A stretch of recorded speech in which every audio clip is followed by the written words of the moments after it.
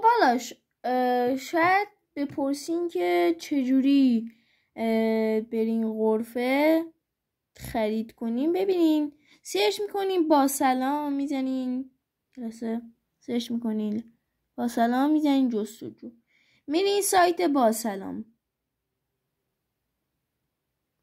وقتی سایت بالا آورد جستجو در با سلام کلیک میکنین. این که محصولات اینجا اینو میکنین غرفه ها. آره غرفه ها که شد سرچ اینجا میکنین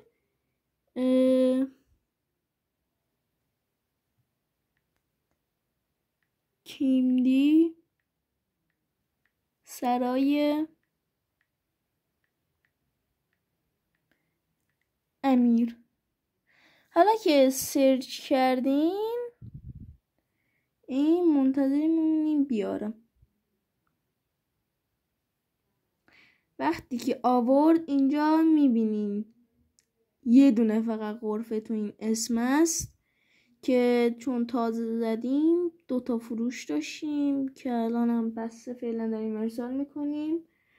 اینجا محصولات مشاهده میکنین که معروف ترینش هم رونالدو سیلوره که الان فکر کنم ناموجوده. آره تا الان 5 تا آوردیم و همه‌شو خریدیم.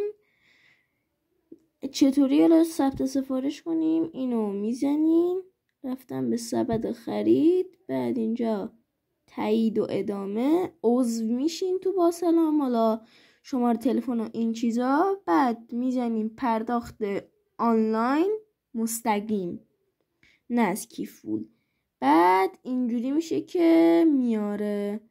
مرسی که تا اینجا با ما همراه بودین. اینم برای رفع مشکل که اگه خواستین محصولات سفارش بدین مثل فول آلبوم